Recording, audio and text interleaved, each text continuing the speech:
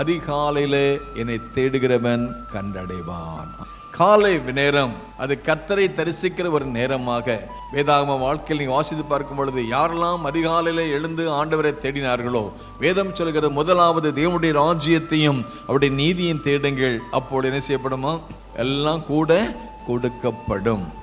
Martin Luther தேவன் சொல்றாரு, my first appointment is with God. முதலாவது நான் தேவனுக்கு முன்னுரிமை கொடுக்கிறேன். ஆகவே ஆண்டவர் எனக்கு முன்னுரிமை கொடுக்கிறாரு.